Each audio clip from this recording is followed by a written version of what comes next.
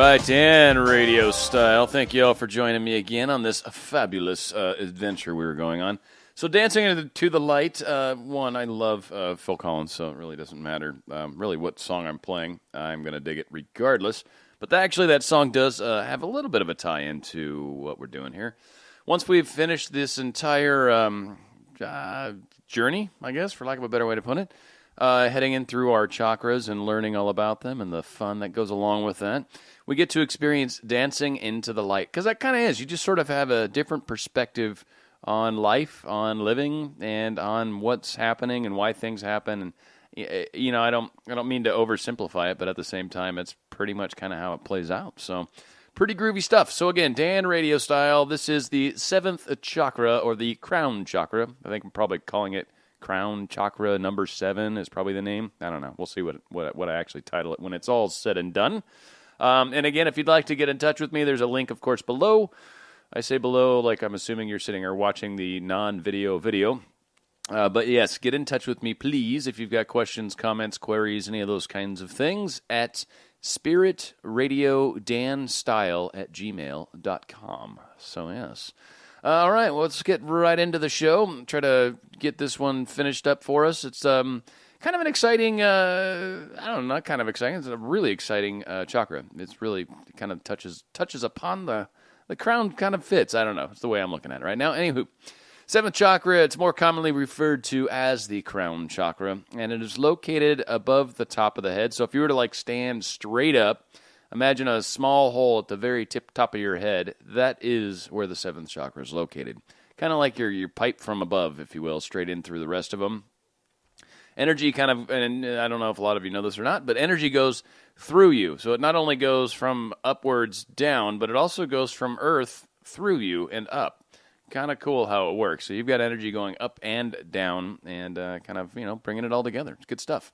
That's why, so that's also, by the way, why if you have maybe minor blockages in one of your chakras, that can sometimes cause a little bit of a glitch in the overall energy movement within your body. So it's good stuff. The Sanskrit name for chakra 7 is Sahasrara. Sahasrara. Not easy to say, but it is what it is, right?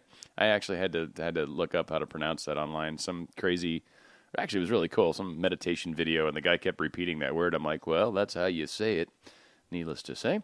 Apparently means 1,000-petal lotus. So, or a lotus with 1,000 petals, depending on how you want to say that. Chakra is symbolized by just that, a lotus flower with 1,000 petals. Apparently 1,000 really matters. The description that they gave I thought was kind of lame, so I just left it out.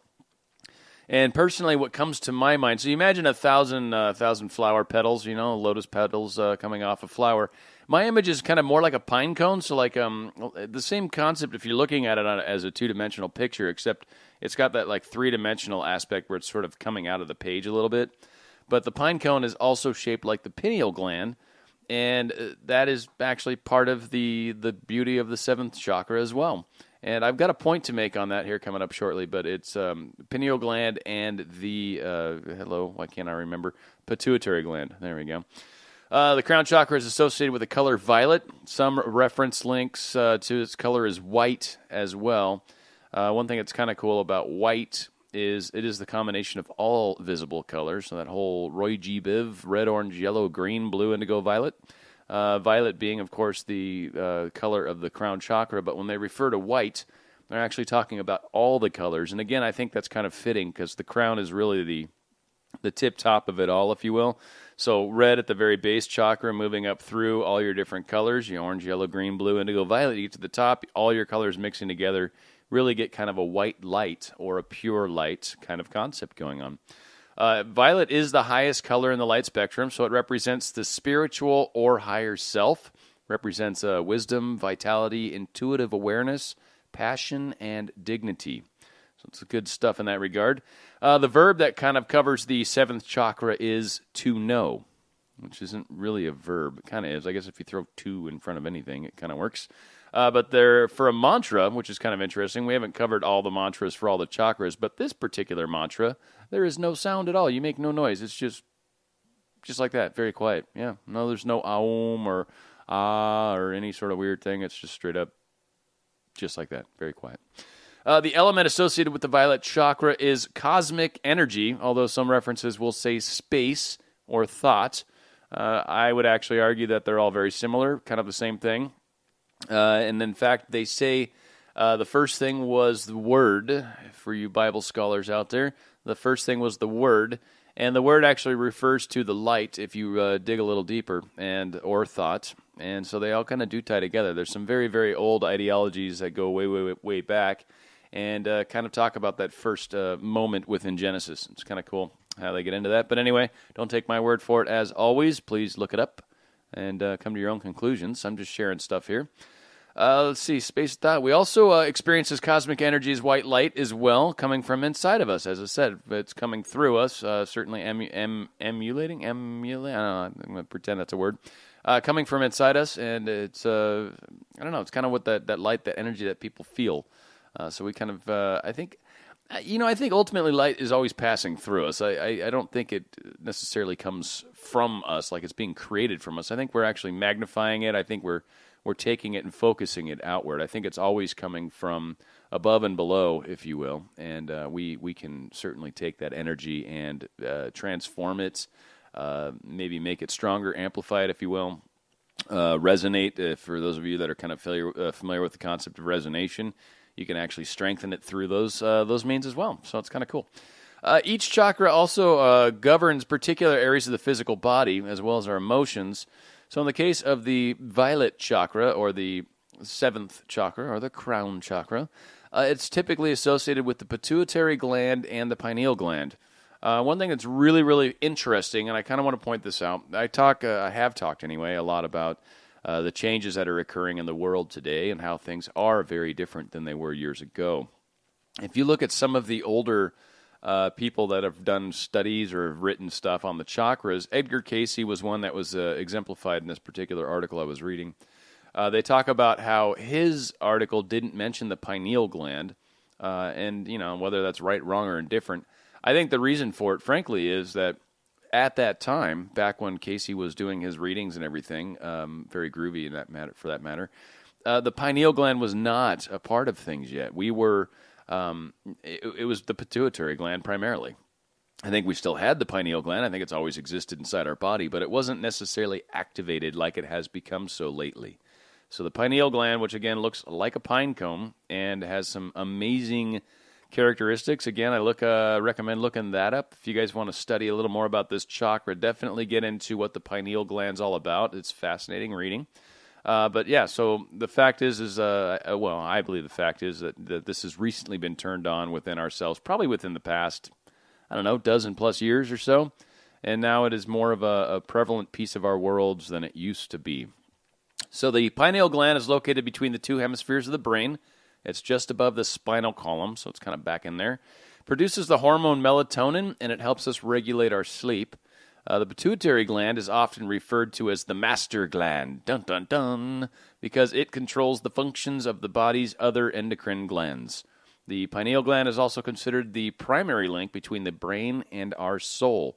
A lot of neat stuff is coming out about the pineal gland. So again, I believe this is more of a recent thing in the world, and I think we've come a long ways, and this is just one of those things that exemplifies the changes that are occurring on this planet, within ourselves, and also even actually other planets in our solar system are having some really, really neat changes going on. Again, look all this stuff up. I'm not here to talk about those things at this moment. We might do future shows on them, but we'll see what happens. Crown chakra oversees the brain, the top of the head, the hormone and nervous systems. When it's out of balance, you may experience a sensitivity to light and a chronic tiredness. On an emotional level, our violet chakra reigns over peace and enlightenment, understanding and knowledge. It is the seat of our conscious awareness and divinity, and it also helps to integrate us as a whole, if you will. Kind of brings all the pieces together. The crown chakra allows wisdom to flow to us. We feel the connection to our spirituality through the seventh chakra, and it is the center of eternal bliss, liberation, and connection to the divine. When the crown chakra is balanced, we experience an ability to understand and learn new information easily. We'll make logical decisions easily as well, and we'll have a strong sense of humanitarianism, there we go, and devotion.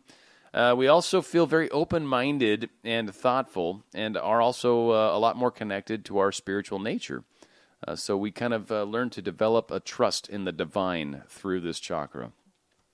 An unbalanced violet chakra can exhibit itself in a feeling of lack of purpose or inspiration, confusion, a lack of understanding, a loss of identity, apathy, learning difficulties, or denial of the spirituality. I can't talk, but I'm going to try anyway.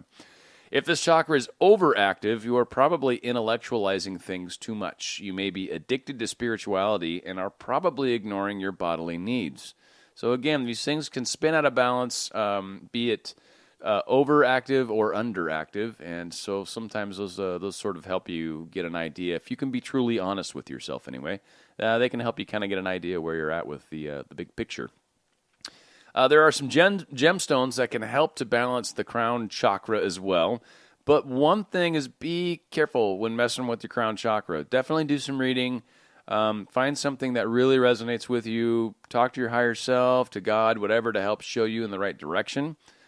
Just because you're really messing with something that is a little beyond the physical. So our general physical understanding of things is not really the place to come at this problem with, meaning our physical understanding is generally not far enough along to really be able to consciously make choices about how this chakra should behave.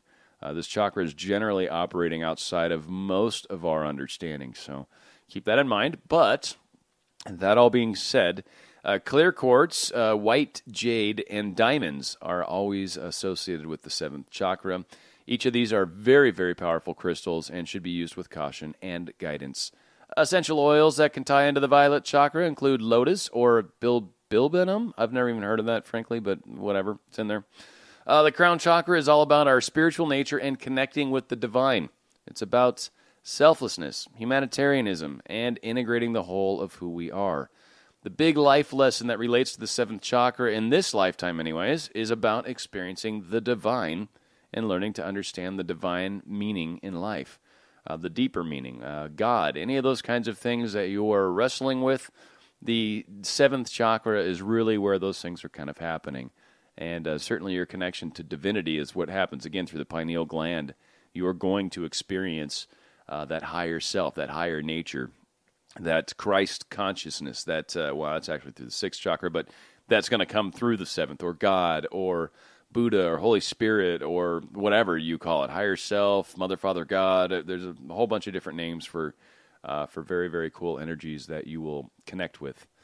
So emotions that tend to be governed by this chakra are peace, understanding and knowledge, enlightenment, conscious awareness, and divinity.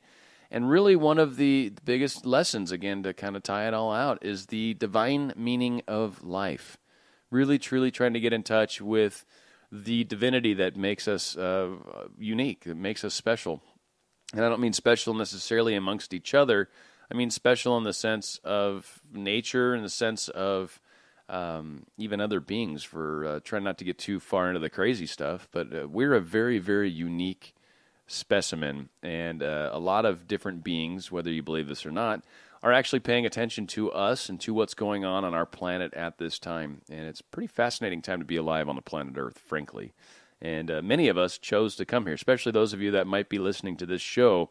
You're here to help with this change. That is why you chose to be alive at this point in history.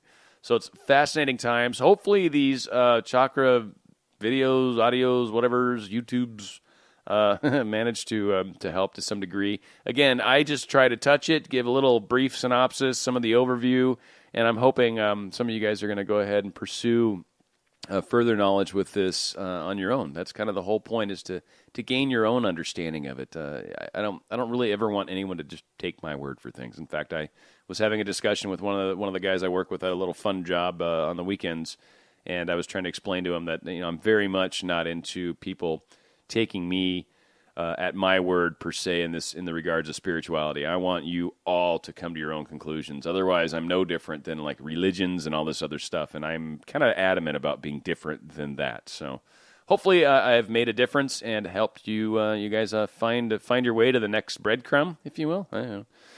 Seventh chakra. So this is the crown chakra and finishes off our journey down chakra lane. I hope you all have enjoyed yourself. Again, Spirit Radio Dan Style at gmail.com. Please get in touch with me if you'd like, anyways. And also, this is Dan Radio Style. Please subscribe. If you've found this video through, I don't know, my Facebook or any number of other avenues, please subscribe. I always enjoy seeing that subscription number rise, if you will. So I appreciate it, and we will do future shows on any sort of other topics. I don't know. We'll see what my next one's going to be on. Thank you so much for joining me, and hope this made a difference for y'all. Thanks.